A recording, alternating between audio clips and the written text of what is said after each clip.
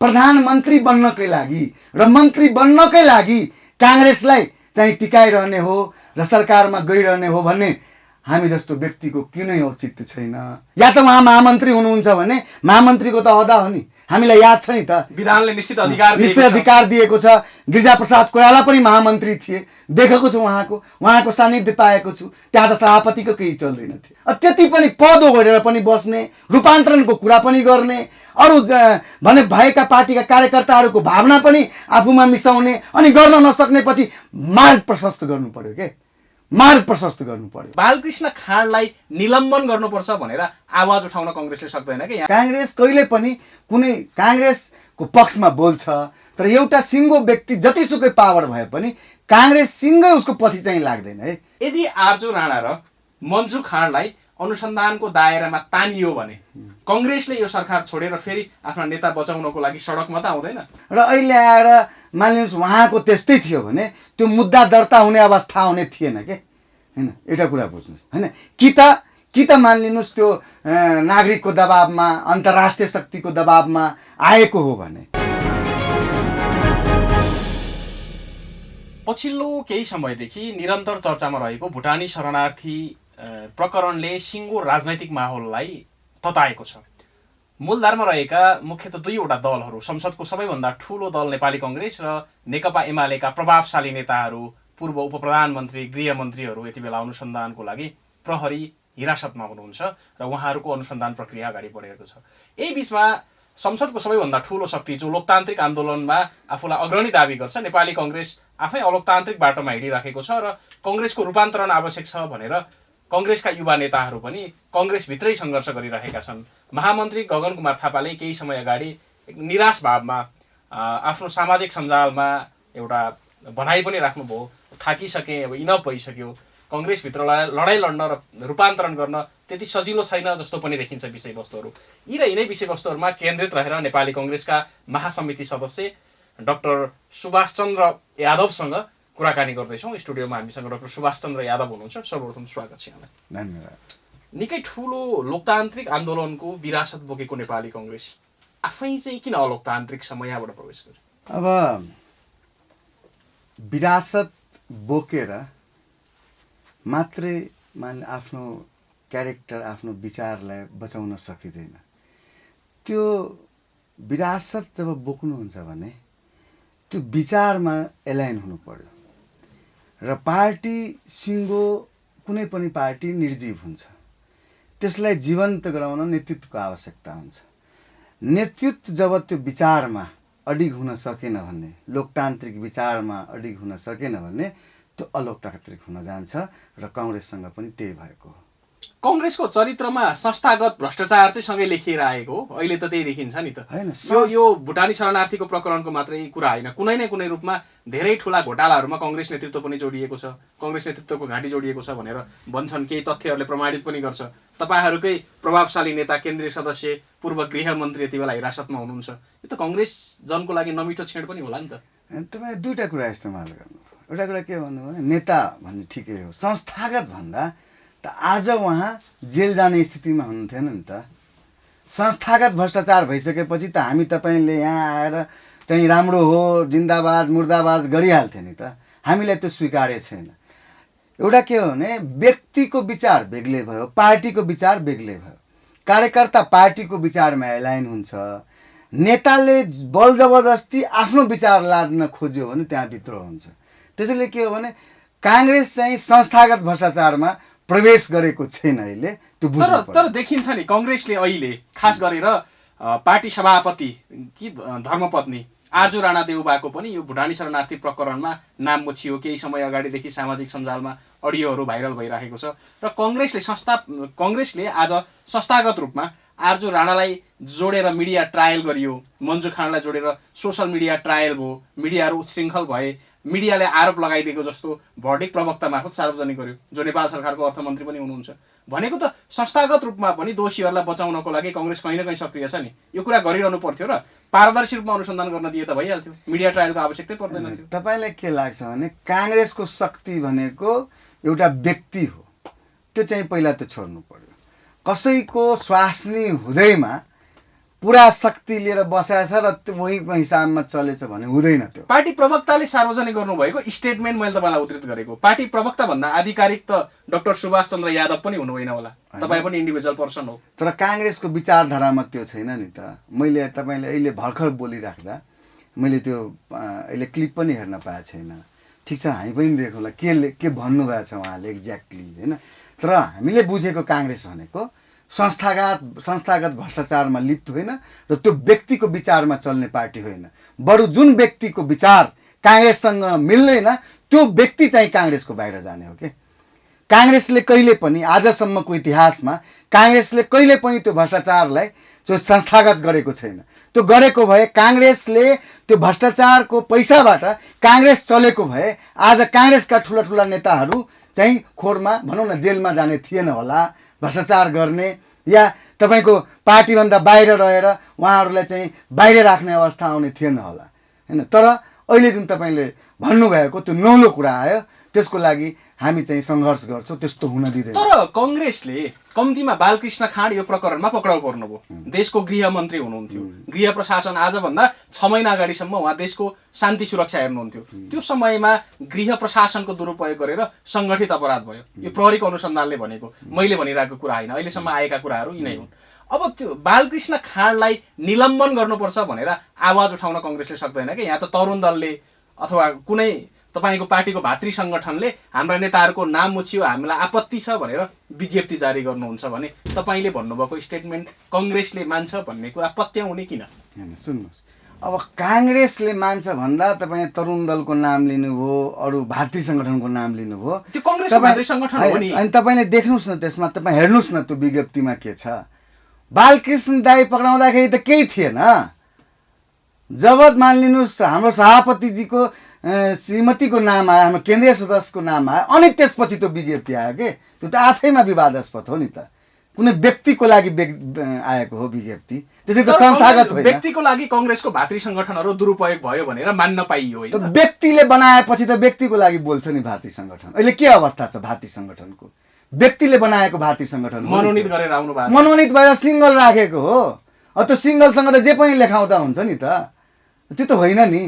वास्तवमा के हो भने पार्टीलाई व्यक्ति केन्द्रित बनाएर यो यो यो दुर्दशासम्म पुर्याएको हो के। भनेको अब त्यसो हो भने नि डाक्टर साहब, आजको समयमा अहिलेको समयमा कङ्ग्रेसको अवस्थालाई हेर्दाखेरि यो लोकतान्त्रिक प्रक्रिया क्षीण भएर पार्टी व्यक्तिवादी प्रवृत्तिमा कङ्ग्रेस दौडिरहेको छ भनेर भन्नलाई लजाउनु परेन होइन? होइन, दौडिरहेछ भन्दा किन बोल्नु पर्थ्यो? म पनि दौडिरहन्थेँ नि त। या हामी जस्ता यस्तो नचाहिँ दौडिरहन्छ। सीमित हुनुहुन्छ 2-4 जना होइन, 2-4 जना। तपाईँहरूको इम्प्याक्ट के आयो त? आउटपुट त केही छैन। होइन, आउटपुट कसरी छैन तपाईँ कसरी देखिरहनु भएको छ? तपाईँको यहाँ आएर मान्ने तपाईँले यहाँबाट देख्दा हुँदैन नि त। त्यो त गाउँ गाउँ वडा वडा सबै ठाउँ देख्नु पर्यो नि त, कसरी छ, के भइरहेछ, के छ त्यहाँ। काङ्ग्रेसको खासियत त यही हो।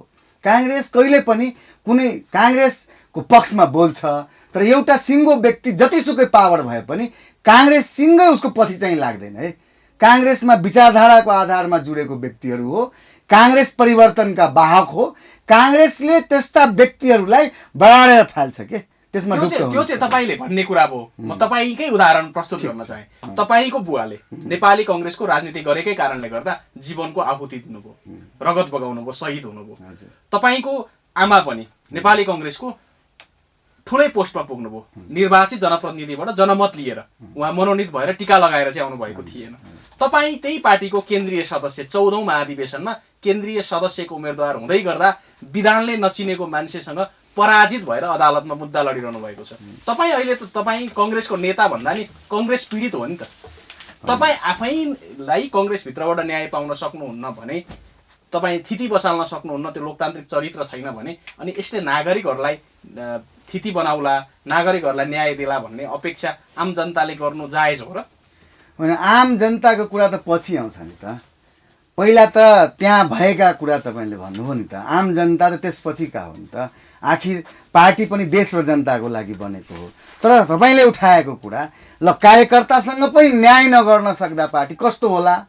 त्यो पक्कै पनि कस्तो पार्टी होला? आफ्नै विधान होइन नमानेको पार्टी कस्तो होला? आफूले नै बनाएको चाहिँ नियमावली नमान्ने पार्टी कस्तो होला भन्दा पार्टीले नमानेको होइन, त्यहाँ के हुन्छ भने व्यक्ति हावी हुन्छ। पार्टीमा व्यक्ति हावी हुँदा यस्तो हुन्छ, पार्टी सिङ्गै खराब हुन भन्न मिलेन। अब आवाज उठाइरहेकै हो, नसकेको कुरा पनि ठिकै हो, तपाईँले भन्नुभएको कुरा ठिक हो, तर संस्थागत होइन। फेरि है यो कुरा चाहिँ तपाईँले बुझ्नुपर्छ। यो कुरा अब यसरी भन्दै राख्दा होइन यो त केही भएन त, कसो भयो त, यस्तै हो नि त। जस्तो बहुदलीय व्यवस्थामा दलको आवश्यकता हुन्छ, बहुदलीय व्यवस्थाभित्रका दलहरू पनि विधानले चलेको हुन्छ र ती दलहरूले आफैले बनाएका विधान र आफ्नै सदस्यहरूप्रति न्याय गर्न सकेन भने अरूलाई के गर्ला भन्ने प्रश्न तपाईँले गर्नुभएको जायज हो। तर त्यही भन्दै गर्दा अरूले विधान मिच्यो भनेर आफू त्यस बाटीबाट भाग्ने हो त? देशको संविधान मिच्यो कसैले भने के देशबाट भाग्ने हो त? अस्ति ओलीजीले देशको संविधान मिच्नुभयो त के हाम्रो सबै पार्टी देशबाट भागे त? भागेन नि। त्यो संविधानमा टेकेर त्यसमा अडेर जसले संविधान मिचेको थियो त्यसलाई पो बाहिर फाल्नु हो। त्यस्तै हो कुनै पनि पार्टी भन्नाले काङ्ग्रेस पार्टीमा पनि विधानलाई मिचेर अगाडि बढ्ने जुन पनि नेता भए पनि त्यसलाई पार्टीबाट फाल्नुपर्छ कि आफू चाहिँ पार्टीबाट बाहिर हुनु भएन। अब यति बेला पूर्व दुईपल्ट अब प्रधानमन्त्री समेत भइसक्नु भएका सभापति शेरबहादुर देउबा हुनुहुन्छ। यो दोस्रो कार्यकाल हो उहाँको र काङ्ग्रेसको विधान अनुसार एउटा व्यक्ति 2 कार्यकाल सभापति बन्न सक्छ। यति बेला नेपाली काङ्ग्रेस एउटा ट्रान्जेक्सन फेजमा छ पनि भनौँ। अब सभापति शेरबहादुर देउबाको युगको अन्त्य हुँदैछ। त्यसो हो भने अब शेरबहादुर देउबा भन्दा पछाडि को नेताको र त्यसले काङ्ग्रेसको रूपान्तरणको नेतृत्व गर्न सक्छ त? हेर्नुहोस्, यही गम्भीर कुरा आयो। अब शेरबहादुर दाइ पछिको नेताको यहाँ व्यक्ति पनि आयो, पार्टी पनि आयो होइन, र पार्टीका कार्यकर्ता र नेताहरू पनि आए भन्दाखेरि अब यसलाई चाहिँ के भन्ने, कसरी लैजाने हो त? पक्कै पनि पार्टीको व्यक्तिको हिसाबले देख्दा अब शेरबहादुर दाइको उत्तराधिकारी जेनुन होइन, वंशावलीको हिसाबले उहाँको छोरा र उहाँको श्रीमती हो होइन। यसरी गुटको हिसाबले देख्दा उहाँका गुटबाट जितेका पदाधिकारीहरू हुनुहुन्छ होइन। र यसरी चाहिँ अन्यत्रबाट देख्दा काङ्ग्रेसमा नै भएका तर उहाँको विचारमा होइन कि उहाँको गुटमा होइन कि काङ्ग्रेसलाई नै अगाडि बढाउने म बोक्छु काङ्ग्रेस भनेर चाहिँ युवा नेताहरू लगायत अरू नेताहरूजीहरू पनि लाग्नु भएको छ, उहाँहरू पनि हो। अब यो कुराको निर्कोल यो महाधिवेशनले होइन कि अहिले जुन बाटो जान्छ नि काङ्ग्रेस र जुन बाटोमा जुन व्यक्ति हिँड्छ नि त्यसले डिसाइड गर्ने हो। अहिलेको काङ्ग्रेस जुन चाहिँ एउटा बुढो अवस्थामा गइसकेको हो। जब व्यक्ति बुढो भएपछि बुढो देखिन्छ, शरीरले बुढो देखिन्छ, तर पार्टी बुढो भएपछि शरीरले देखिँदैन, किनकि पार्टी जीवन्त हुँदैन। जब कुनै पार्टी एउटा व्यक्तिको विचार बोक्दा बोक्दै त्यो व्यक्ति बुढो भएर पनि त्यो मानिस त्यो पार्टीको विचारलाई दबाएर आफ्नो विचार लाद्न खोज्यो भने त्यहाँ पार्टी बुढो हुन्छ। तर त्यो पार्टीलाई जीवन्त राख्नको लागि, पार्टीलाई रूपान्तरणको बाटोमा हिँडाउनको लागि, पार्टीलाई परिवर्तनको बाटोमा हिँडाउनको लागि जुन पनि नेता यसको बाटोमा त्यहाँबाट विद्रोह गरेर त्यो व्यक्तिगत प्रवृत्तिबाट विद्रोह गरेर जुन नेताले पार्टीलाई अगाडि बढाउने हिम्मत देखाउनुहुन्छ, साहस देखाउनुहुन्छ, आफू कुर्बान हुने भनौँ न, यति शहीदमा चाहिँ भएका यो पार्टी जसले अहिलेसम्म पनि राजतन्त्र, राणातन्त्र, कुन तन्त्रलाई फालेर आएको पार्टी जसरी मान्ने जीवन्त हुँदै र आफ्नो यात्रा तय गर्दै आएको हो, त्यसरी नै कुनै नेता कसैको डर धाक रोमा होइन कि विधान र संविधानलाई टेकेर अगाडि बढेर जो जान्छ त्यसैले पार्टीको नेतृत्व लिन्छ र त्यही मान्छे चाहिँ पार्टीको, त्यही व्यक्ति चाहिँ पार्टीका नेता हुन्छ र भोलिको सभापति हुन्छ। अब तपाईँले भन्नुभएको कुरामा भावनामा सहमत हुन सकिएला, तर मैले वास्तविकतातिर अवगत गराएँ डाक्टर साहबलाई। खास गरेर हामीले गएको मङ्सिरको आम निर्वाचन र वैशाख 10 को उपनिर्वाचनको एउटा ट्रेन्ड भलै अहिले त्यो सुसुप्त रूपमा छ, मूलधारमा रहेका दलहरूलाई सच्याउ भनेर जनमतले त्यता सङ्केत गरिरहेको छ। राष्ट्रिय स्वतन्त्र पार्टीको उदय भयो, पार्टी गठन भएको 4-5 महिनामा संसदीय शक्तिको चौथो ठुलो शक्ति पनि बन्यो। कङ्ग्रेसबाट केही नाम चलेका नेताहरू पनि त्यहाँ सहभागी भइसक्नुभयो। उहाँ चुनाव निर्वाचन जितेर जनअनुमोदित भएर पनि आउनुभएको छ र मूलधारमा रहेका दलहरूको चाहिँ एकपछि अर्को भ्रष्टाचारका श्रृङ्खलाहरू, नालीबेलीहरू खोलिराखेका छ। यहाँ कङ्ग्रेस न त कङ्ग्रेस अछुतो छ न माओवादी असुतोष क्यान्टोनमेन्टको कुराहरू उठाइरहनु भएको छ उहाँहरूले, एमालेको पनि यसमा कुरै नगरौँ। काण्डै काण्डको बीचबाट नयाँ शक्तिको उदय हुँदा चाहिँ यसले मूलधारको राजनीतिक शक्तिलाई कतिको प्रभाव पर्छ? तपाईँहरू कङ्ग्रेसमा सुरक्षित हुनुहुन्छ अब तपाईँहरूको पुस्ता? हेर्नुहोस्, यस्तो छ, काङ्ग्रेसमा सुरक्षित हुन आउने व्यक्ति त पक्कै सुरक्षित छैन, तर काङ्ग्रेसलाई सुरक्षा गर्ने व्यक्तिले के सुरक्षाको चिन्ता गर्छ? तपाईँले भनिसक्नुभयो, शहीदका छोराछोरीहरू चाहे शहीदको आकाङ्क्षा बोकेर रूपान्तरणको दिशामा जाने व्यक्ति या नेताहरूलाई किन सुरक्षा चाहियो त?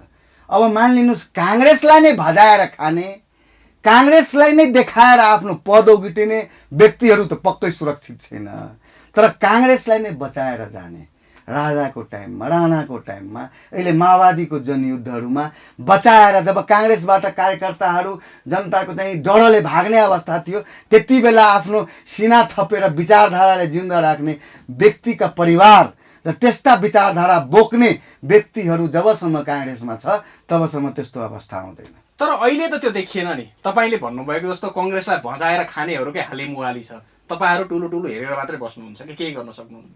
त्यस्तो के, मैले उदाहरण पेश गरेँ। तपाईँले पेश गरेको उदाहरण पनि ठिक हो। अहिले के छ भने तपाईँले मान्छेले बुझ्दा, नागरिकले बुझ्दा पार्टी बुझिदियो होइन, तर पार्टीको चरित्र त हुँदैन नि। पार्टीमा भएका विकृति कसले गर्ने हो? व्यक्तिले गर्ने हो।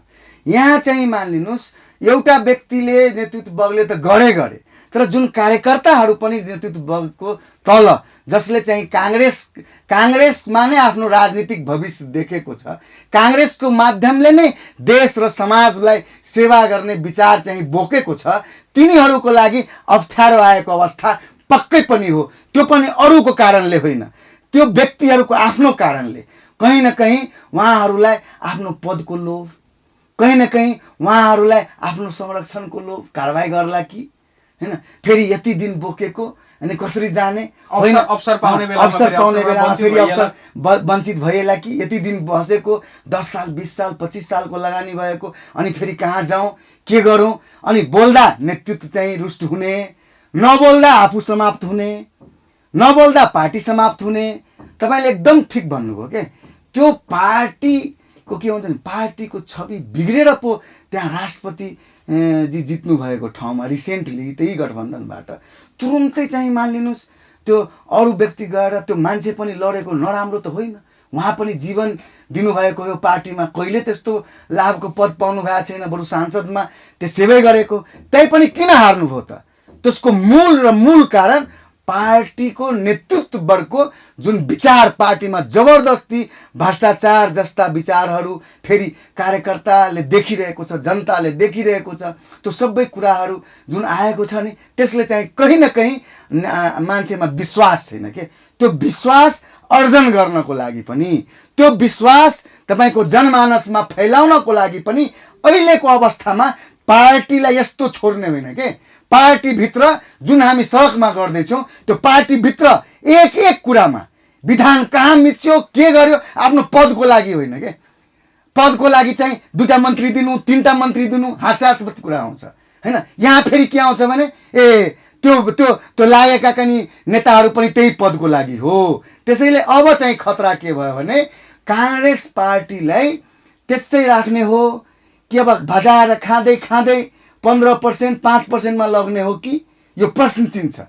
यसलाई बचाउने जसरी चाहिँ मानिलिनुहोस् पहिलाको दिनमा माओवादीबाट बचाएको हो, पहिलाको दिनमा राणाबाट बचाएको हो, पहिलाको दिनमा राजाबाट बचाएको हो, यसरी आज आफ्नै पार्टीका नेताहरूबाट काङ्ग्रेसलाई बचाउनु पर्ने अवस्था चाहिँ सिर्जना भएको छ। अब 14औं महाधिवेशनमा तपाईँहरूले रूपान्तरण सहित पार्टीलाई नयाँ स्पिरिटबाट लानुपर्छ भनेर शेरबहादुर देउबाको विकल्प खोज्नुपर्छ भनेर अगाडि बढ्नुभयो। एउटा लोकतान्त्रिक पार्टीमा हुने स्वाभाविक प्रक्रिया हो। निर्वाचनमा तपाईँहरू पराजित हुनुभयो। आम काङ्ग्रेस कार्यकर्ताहरू के अपेक्षा गर्थे भने त्यो बेला काङ्ग्रेसतिर आशावान जनताहरूले पनि के अपेक्षा गर्थे भने देउबाको विकल्प खोज्ने हो भने कम्तीमा देउबाको विरोधीमा रहेका मान्छेहरू युनाइटेड भएर चुनाव लडिदिउन् भन्ने भयो। सभापतिमा त्यो पनि देखिएन। आशावान ऊर्जावान केही युवाहरू, गगन थापा, विश्वप्रकाश शर्मा जस्ता महामन्त्रीहरू कङ्ग्रेसले चुन्यो। त्यो बेला आशाको सञ्चार भयो।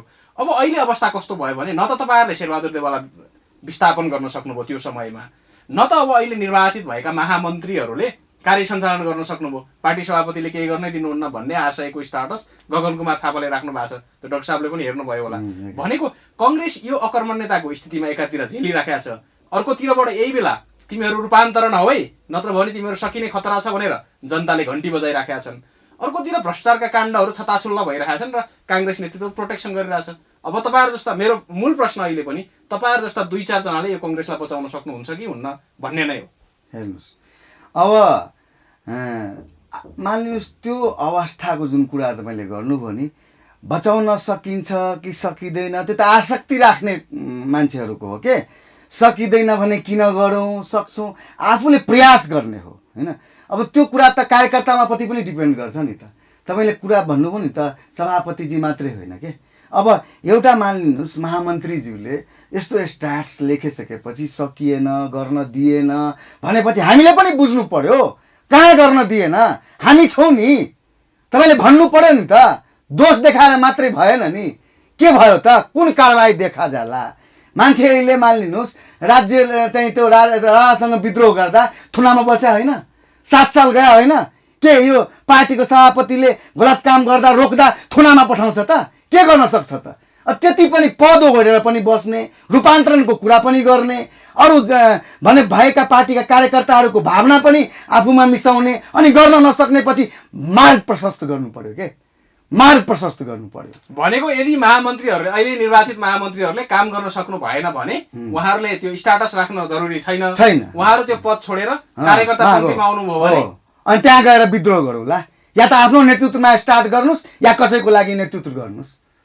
या त उहाँ महामन्त्री हुनुहुन्छ भने महामन्त्रीको त अहदा हो नि, हामीलाई याद छ नि त, विधानले निश्चित अधिकार दिएको छ। गिरिजाप्रसाद कोइराला पनि महामन्त्री थिए, देखेको छु उहाँको सान्निध्य पाएको छु। त्यहाँ त सभापतिको केही चल्दैन थियो। अहिलेका महामन्त्रीहरूले सभापतिबाट नै पीडित भए। जब उहाँहरू सोच्नु भइरहेछ भने यो चाहिँ पक्कै पनि काङ्ग्रेसको विनाशको अवस्था छ। हामी कुराकानीको अन्त्यमा पनि छौँ। मैले एउटा प्रश्न डाक्टर साहबसँग सोध्न चाहे अन्तिममा। यो भुटानी शरणार्थी प्रकरण नेपाली नागरिकहरूलाई अर्कै देशको, तेस्रो देशको नागरिक बनाएर अर्को देशमा लैजाने कुरा, जहाँ आर्थिक अपचलनको कुरा पनि होला, मानव तस्करीको कुरा पनि होला, गृह प्रशासन दुरुपयोग भएपछि त्यो सरकारी छाप किर्तेको कुरा होला, जे होला फर्दर यो अनुसन्धानको प्रक्रियामा छ। प्रहरीले अनुसन्धान प्रक्रिया सकेर अदालतमा मुद्दा पेश गरिसकेपछि सम्मानित अदालतले नै यसको फैसला गर्छ। यसलाई त्यहीँ छोडिदिउँ। एउटा हाइपोथेटिकल प्रश्न सोध्न चाहे मैले यही पृष्ठभूमिबाट। यो बेला नेपाली कङ्ग्रेसको पार्टी सभापति शेरबहादुर देउवाकी धर्मपत्नी आर्जु राणा देउवा र अहिले बालकृष्ण खाँड पूर्व गृहमन्त्री, उहाँकी पत्नी मन्जु खाँड यति बेला प्रतिनिधि सभा सदस्य पनि हुनुहुन्छ, उहाँ बेपत्ता हुनुभयो भन्ने खबर छ। कति आधिकारिक हो होइन यो पनि छोडिदिउँ अहिले। यदि आर्जु राणा र मन्जु खाँडलाई अनुसन्धानको दायरामा तानियो भने कङ्ग्रेसले यो सरकार छोडेर फेरि आफ्ना नेता बचाउनको लागि सडकमा त आउँदैन? मान्छेहरू त त्यो आशंका गर्छन् नि। हेर्नुहोस्, यस्तो छ, सरकार छोडेर सरकार तोडेर कुरा नगर्नुहोस् के। सरकार छोडेर गर्छन् कि यता गर्छन् कि तपाईँले बेग्लै देख्नुभयो होला।